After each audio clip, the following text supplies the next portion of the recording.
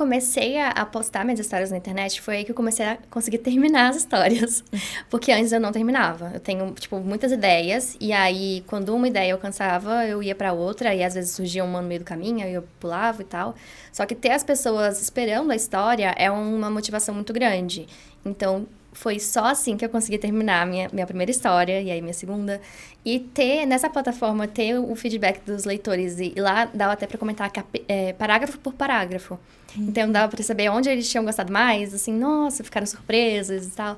Então, isso é uma coisa que eu sinto muita falta, porque eu não tenho mais. Hoje em dia eu escrevo sozinha e quem lê são minhas agentes. Então, eu sinto falta disso, às vezes, né? Porque é muito interessante, é uma conexão muito forte com os leitores. E faz falta. Imagino. Uma curiosidade que eu tenho é porque, assim, como escritora, eu sinto que muito de nós transborda das páginas. Às vezes, como, né, essa história em específico que a gente está falando, é um romance com suspense. Não necessariamente é algo que você já passou, que alguém que você conhece tenha passado. Mas são emoções, são elementos, são valores que o autor passa, às vezes sem perceber. Você acredita naquilo, você acredita que o valor, o que é realmente o amor? Quais amores a gente tem que estar atento, que nem sempre o amor, ele é tão lindo e tudo é flores, que existem outros elementos que a gente precisa estar atento. Você aborda elementos muito sérios, como relacionamento tóxico, como... Não posso falar. Mas, enfim, o quanto seu está presente nas páginas desse livro ou das suas outras histórias, assim, quantas das suas personagens são muito parecidas com você?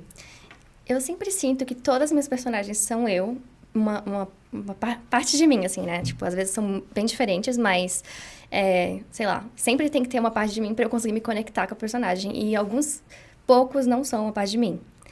Nesse caso dessa história, até a parte do personagem meio doido é um pouco eu, mas nessa história em específico, teve coisa que eu vivi e teve coisa que eu vi outras pessoas viverem, então teve uma mistura, mas é muito do que eu acredito mesmo, que acaba transbordando, porque mesmo sem querer, assim, não foi, às vezes não é muito consciente, mas por eu acreditar, eu sou a romântica, né, eu tenho muita dificuldade de ter atração romântica pelas pessoas, então eu vejo o amor de um jeito muito diferente. Não é assim, eu não consigo... Assim, pra mim, desde o começo da história, não é uma história de amor. Pra mim, é muito estranha.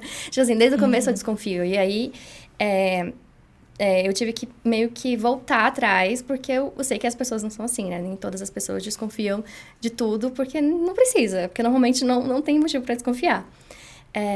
Então, acho que acabou transbordando nesse sentido de eu ver diferente o amor. Tem, tipo, várias formas de amor. E algumas não são tão boas. Algumas formas que as pessoas demonstram um amor, né? O que elas acham que é amor, não são tão boas. Então, acaba que nesse livro foi descrito assim. E foi muito valioso. E eu acho que não só nesse, né? No Eu, Cupido, você também traz alguns elementos muito valiosos sobre amor próprio e sobre as várias facetas do amor. E eu gosto muito de encontrar isso dentro da literatura. Eu acho que, como um todo, por exemplo, esse episódio especial, a gente está falando de romance com suspense. Mas as pessoas ainda têm uma visão que a literatura é um quadradinho. Então, ou é um romance, ou é um suspense, ou é um clichê que aquece o coração. As pessoas não conseguem entender que a vida, assim como o amor, é muito grandioso. E no livro a gente pode encontrar um amor que vai aquecer o nosso coração e, ao mesmo tempo, se descobrir dentro de uma família, se descobrir profissionalmente, construir alguma coisa. Eu acho seus livros muito completos nisso. Fiquei encantada com a sua escrita, Júlia. Parabéns! Obrigada! E aí...